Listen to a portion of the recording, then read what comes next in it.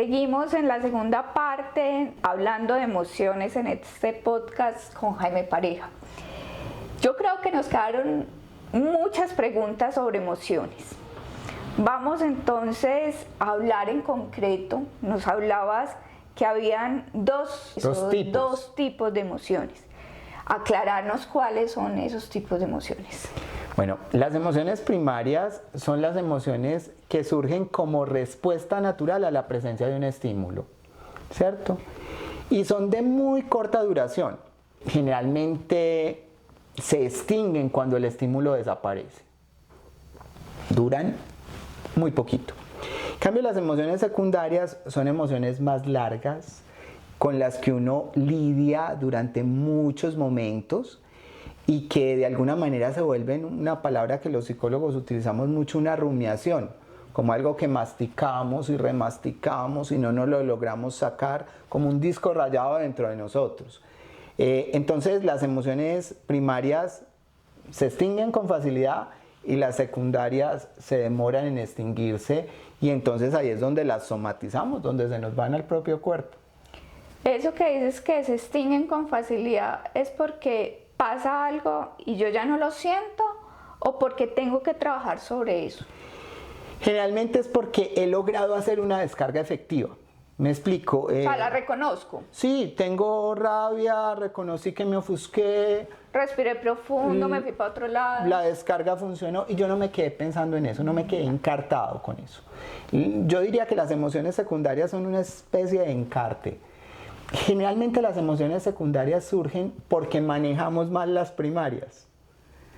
Una emoción primaria bien manejada se acaba solita. Una emoción primaria mal manejada termina generando reacciones que alimentan la aparición de emociones secundarias. Bueno, entonces hemos hablado mucho de emociones primarias y secundarias.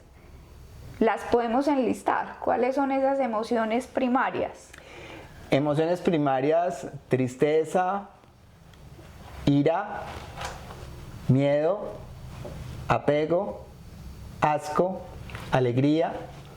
Ok, o sea, eso que sentimos en lo común. Sí, reacciones naturales ante la presencia de estímulos. Y entonces, ¿cuáles serían esas secundarias? De tristeza, ¿cuál sería la secundaria? Si manejamos mal una tristeza, es posible que nuestra emoción secundaria llegue a ser una depresión. Ok. De ira. Cuando una ira se sale de contexto, lo he visto en gente cercana, puede terminar en agresividad. La alegría. La alegría sí tiene emoción secundaria. Desde luego, vos no has ido al estadio. Los hinchas demasiado alegres se vuelven eufóricos. Okay. Y una euforia puede ser una alegría descontrolada y peligrosa. Y desde luego puede romper el contexto. Bueno, de miedo. Tener miedo siempre es rico, un momentico, pero cuando el miedo dura mucho tiempo se llama ansiedad. Apego. El apego es una cosa deliciosa, tener ganas de estar cerquita del otro, de tenerlo cerca, es muy bueno, pero ¿qué pasa cuando se vuelve obsesión? Amor adicto obsesivo, esa sería la emoción secundaria del apego. Y el asco.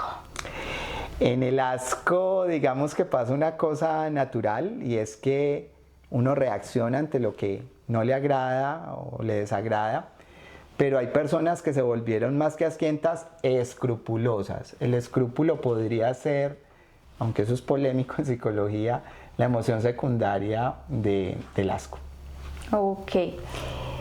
Háblanos entonces, pongamos ejemplos de una de las emociones más comunes. Hay veces que la reconocemos, hay veces que no, y tratamos como evitarla, pero es la tristeza. Es uno de esas emociones que me gustaría que hablara.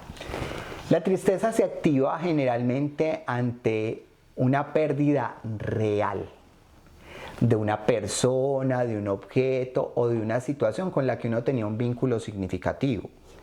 Entonces uno empieza a sentirse bajoneado emocionalmente, la cara manifiesta que uno tiene la situación de pérdida, Pues la persona triste es muy lindo porque la persona triste acepta que le ayuden. Las emociones tienen esa funcionalidad por la expresión facial y es que le comunican un mensaje al otro. Las primarias. Sí, entonces yo llego triste y la gente llega y se me acerca y me dice, ay, estás triste, te pasa algo, y generalmente aceptamos la ayuda. Eso pasa con la tristeza. Pero ¿qué pasa con...? Bueno, y tiene pues unos componentes fisiológicos, falta de apetito, daño de estómago. No me quiero bañar, no me quiero bañar. parar. Claro, esos componentes fisiológicos son muy fuertes, pero una tristeza tiene un tiempo de duración muy cortico. Una tristeza no dura más de un mes. A la gente le muere alguien y llora mucho las 2 primeras semanas, y la tercera ya no llora tanto y dice, se me secaron las lágrimas. En la cuarta sigue pensando en el evento de pérdida. Pero cuando una tristeza dura más de un mes, podemos estar a puertas de una depresión. Y aquí viene el otro elemento: la persona depresiva no acepta ayuda. Se queda rumiando todo el tiempo en esa situación de pérdida. Y entonces, ¿qué es la depresión? Es una evaluación catastrófica del evento de pérdida. La persona evalúa el evento de pérdida como algo incapacitante, devaluante, y entonces la persona se deprime. ¿La melancolía qué es? ¿Es una emoción? ¿Hace parte de la tristeza? ¿Pasa por la depresión o no pasa por la depresión?